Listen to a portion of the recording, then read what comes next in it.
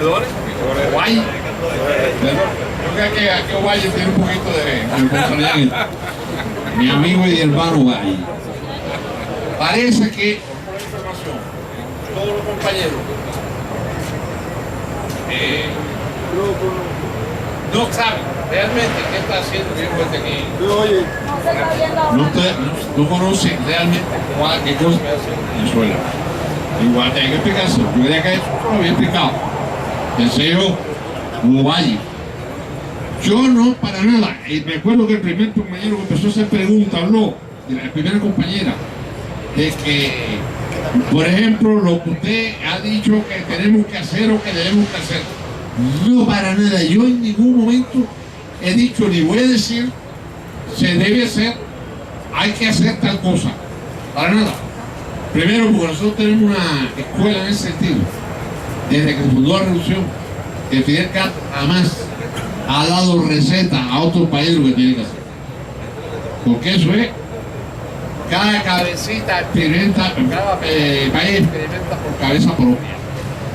¿Vale?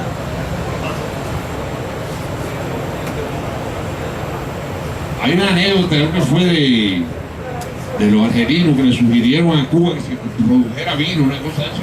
Cuba nunca va a producir un buen vino. Eso es imposible. Desgraciadamente nosotros no tenemos ni condiciones naturales ni condiciones tradicionales para hacer un buen vino. Yo cada vez que me dice un vino cubano, yo no soy bebedor. Si voy a tomar un vino, me tomo un vino francés, o un vino español, o un vino búlgaro. Los búlgaros fueron capaces, el país ahorita, que van a hablar de la calidad, fueron capaces de producir un vino que incluso lo exportaban a Francia, y competían, porque ese paisito bulgario habría que estudiarlo. Y por eso la importancia de estudiar, leer, conocer las experiencias históricas de los distintos países que hicieron socialismo, porque todo lo que hicieron no fue malo, incluso eso que se derrumbaron. Y hay cosas importantes que hicieron. ¿O es que los cristales de Bohemia y Checoslovaquia no siguen siendo tan buenos como eran antes? ¿Son los mejores cristales del mundo? ¿O de Bohemia? La reina de Inglaterra, su vajilla, la manda a hacer allí a Bohemia. ¿O la cerveza checa es mala? Sigue siendo buena, igual que la cerveza de Alemania. Es decir, vamos a estar claros que incluso los países donde se derrumbó hay cosas buenas y cosas malas. Ahora, a ver si puedo contestar preguntas rápido, que no es fácil. La primera pregunta, ¿cuál es el salario en Cuba de un ministro y la diferencia con un trabajador? Me lo preguntaron en relación con la industria azucarera. Esto un poco me hace reír, pero tengo que contarle esto tal como fue históricamente. Cuando el Ministerio de Industria, no se había creado el Ministerio de Industria Azucarera todavía, cuando estábamos fundando el Ministerio de Industria, había que dedicar una conferencia a esa etapa, fue apasionante e interesante. Año 61, febrero del 61. Pues fíjense que rapidito fuimos nosotros. En el 59 al 62 ya habíamos nacionalizado casi toda la empresa privada de Cuba. Porque fue otro tipo de revolución, caballero. Y no fue que hicimos, por eso dijimos los capitalistas cubanos, Fidel Castro ruso y el Che Guevara fueron sus promotores. A los capitalistas cubanos, señores, vengan, inviertan junto con el Estado, sobre todo a medianos y a algunos grandes productores. Pero ¿qué pasa? Es que casi toda la propiedad grande en Cuba era norteamericana, y la que no era norteamericana era totalmente ligada a Estados Unidos, tanto en suministro como en venta, como en todo. Ahí era el traspatio. Lo que hicieron los empresarios cubanos al llamado de Fidel de participar con el capital para invertir con el Estado, bajo condiciones, por supuesto, decentes, con determinada respeto a las normas legales del salario y de los trabajadores, para que esté claro. Igual que ahora en Cuba se está llamando a la inversión extranjera que venga. Ah, sí, pero el empleador no es el extranjero, es el Estado cubano el que da las normas de salario y del tiempo trabajador, porque la exportación no puede. Ahora, sería absurdo del mundo hoy no contar con capital que quiera cooperar con Cuba. Puerta abierta, Brasil está invirtiendo en Cuba, estamos haciendo determinadas cosas. Ahora, lo de salario, sobre todo el Ministerio de Industria. Ahí participé directamente con todos los compañeros que hicieron el proyecto. Fíjense, Che Guevara lo que hizo. Sueldo para los viceministros. La primera propuesta era un sueldo relativamente bajo. Y el Che dijo, me parece muy poco el sueldo de los viceministros.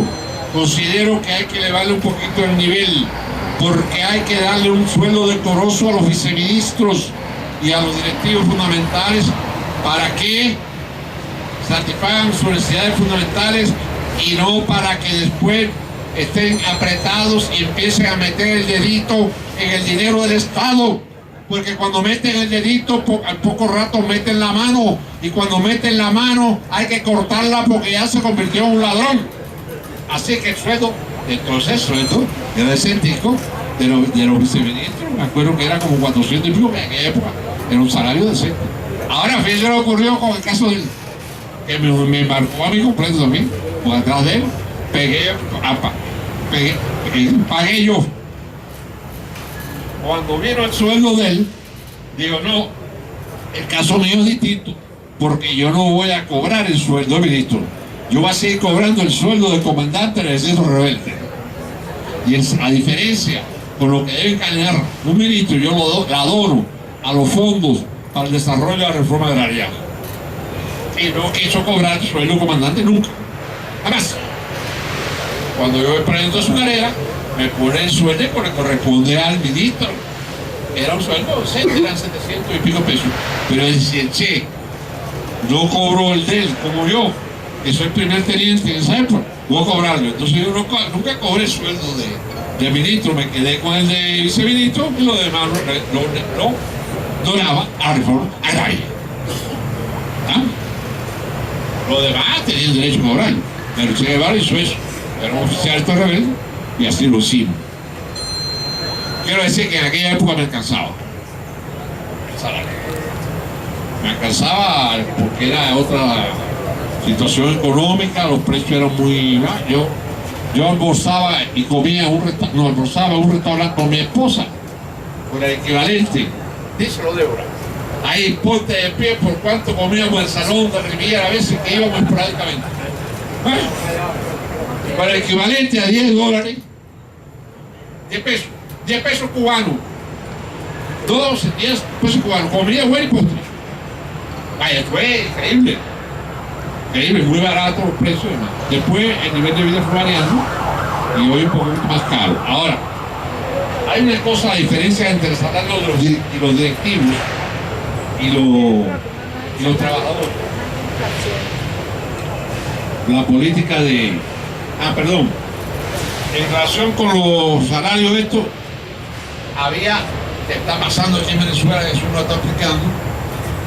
En Cuba, un país tan chiquitico, había miles de escalas de salario del mismo puesto con salarios distintos. Vamos por ejemplo, dime un puesto de trabajo de aquí de tu fábrica, muy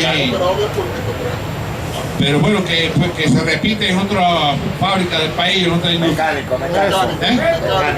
Mecánico, ahorita era ideal. El mecánico, es el ejemplo más que Cuba estudió.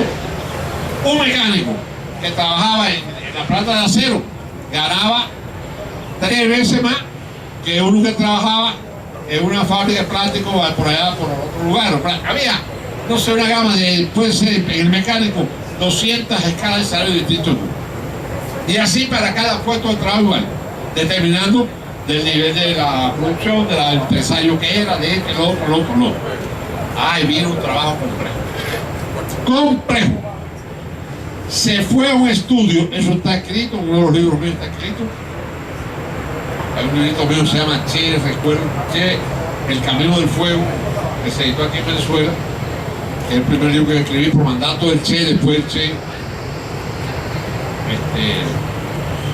morir. Me demoré, pero logré terminarlo. Es un libro de los gorditos en Venezuela aquí.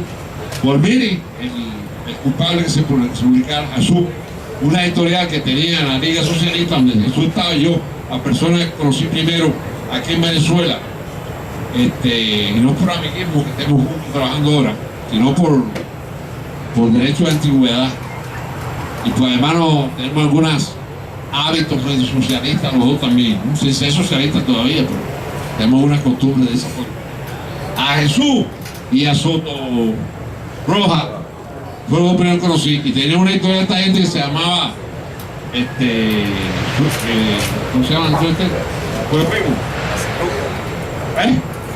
Fuego Vivo. Editaron el libro mío aquí. Ese recuerdo rápido, ya publicado en el título, publicaron aquí. Ahora, el tema de los diferencias que se hizo, ese es usar la explicación. Una de las tareas más complejas que tuvo que abordar el Che y el ministro de Trabajo en Cuba, donde había una estrecha coordinación entre esos dos ministerios. Se imagina el Ministerio de Trabajo que tenga coordinación estrecha con todo el Ministerio Productivo. Para el desastre. Desarrollo de 13 proyectos, no sé cuánto, de la corporación de limpieza de aquí de la ciudad, que dicen que se lo han elevado y no se lo contestan de hace no sé cuánto tiempo. Ese es un rollo que yo no tengo que ver absolutamente nada con él. Y se lo elevan al camarada ministro, ese problema, o que él lo conteste, no sé, yo eso no tengo que ver. Ahora bien, yo vine a Venezuela, quiero aclarar eso, con un trabajo de tipo académico para ayudar en base a mi experiencia de trabajo en la cosa de un programa para la cosa de cómo la formación de los cuadros a nivel de dirección y de trabajadores. Nada más, no se vayan a confundir otra cosa, que yo no estoy en eso. Y no estoy aquí para ir a comparar con Cuba, a dar ideas de hacerse aquí o no. Una experiencia que me pidieron y una experiencia desde el punto de vista del trabajo y de mi profesión. Yo tengo, me la pidió el presidente de este país y vine, encantado de venir Jesús y otros ministros más que se interesaron por eso y he venido a ver qué puedo hacer. Esa tarea importante que además es complejísima, no es otra cosa. Ahora, ¿qué se hizo?